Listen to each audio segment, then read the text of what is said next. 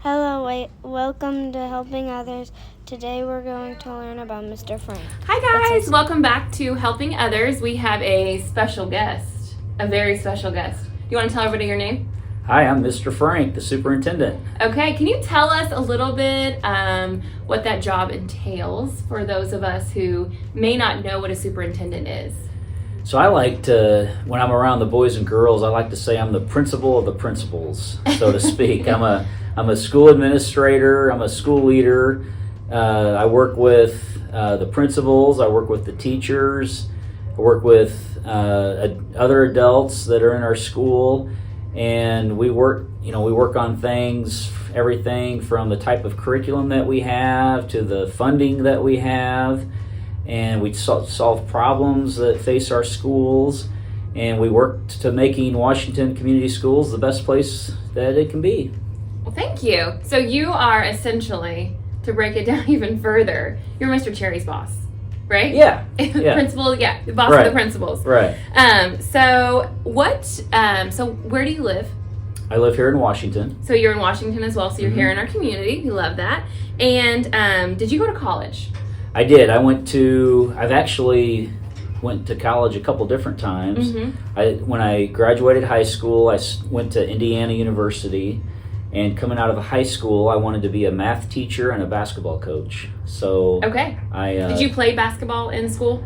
in high school, Okay. I did, and then I didn't play in college. I just played like intramural sports with Mm-hmm. other college kids and that sort of thing. But went to IU to become a teacher And that is in Bloomington, right? in Bloomington, Mm-hmm. and so I got my undergrad degree to be a math teacher. And then over the years, a few years later, I went back and did my coursework to become a principal. And I did that for 10, 12 years. And then towards the end of that time, I went to Indiana State University.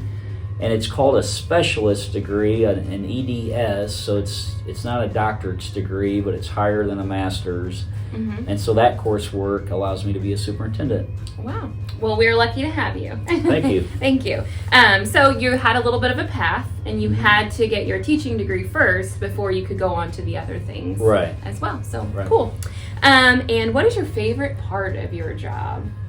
I think my favorite part of the job, when you go back to why I went into education, I wanted to be around the kids and help kids develop. Back 20 some years ago, I wanted to help kids learn how to do math because that was something that I felt like I was good at and enjoyed. But as I've kind of come up through the ranks in the admin world, I like being around kids. Seeing kids develop, seeing kids succeed, and in my current role, I can see kids progress from elementary school to the junior high to the high school, and seeing kids grow old and just improve. I mean, that's the part that is exciting to me, and I don't have any regrets on the career that I've chosen. Okay. Well, cool.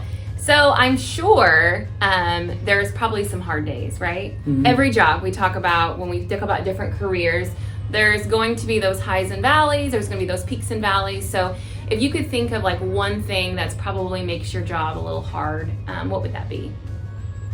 Oh, That's a hard question, isn't it? Yeah. Probably the hardest is when there's just disagreements. Okay. Maybe between adults. There's probably in some situations there's probably more than one way to do something. Mm-hmm. So and there's a part of that that's hard and maybe you don't look forward to, but then there's a part of that where you kind of look forward to navigating and maybe trying to pull people together to bring different ideas and opinions to mold into one. And a lot of times it might be a situation where not everybody has the same idea, but in the end they're on board to support the decision that was made. That's a very good explanation. I like that. I could see that too. I could definitely see that. Yeah. So a big part of Kids at Hope in our corporation is talking about our ACEs. And we like to hear from adults to kind of reflect back on who their aces were when they were like in 2nd, 3rd, and 4th grade. We know that we've talked about it lots of times, especially on these videos, that not every adult you meet is going to be your ace. But there are going to be some of those few adults that just stick out in your life, whether they have high expectations of you or they're just your adult that you can go to that you just really trust and count on. So when you were this age, like, who was your aces? My parents. So your ace of hearts? Yeah. My mom was a teacher, and so like when I was in 2nd, 3rd, and 4th grade, she was a 1st grade teacher, and I believe by that time there was a little bit of an overlap where she and I were in the same building. So I'd get to see her, but then I think she got moved. It was almost like the Veal school where I grew up. There was a school out in the country, and she got transferred out there. But just her, being a teacher, and I'm sure some of the things that she did at home with us, with reading and doing skills work, she was always influencing me that way. And then my dad, was probably, he had a saying that has kind of stuck with me that was kind of a joke, but it was something like, it's always better to do your work first before you play. And just kind of instilling, whether it's homework, you got to do your homework first, or study before you get to that video game or go play at the park, or whatever it was. But just kind of that work ethic, I think, is... That's like a really good message. I had that as a kid as well. And so I feel like it's helped you. I find it interesting, though, that your mom was one of their aces, and that's kind of the career path that you chose too. Yeah. So I feel like that probably goes together pretty well. It does. I mean, just seeing her and her job that she enjoyed, and she definitely was an influence in me becoming an educator. I like that. That's cool.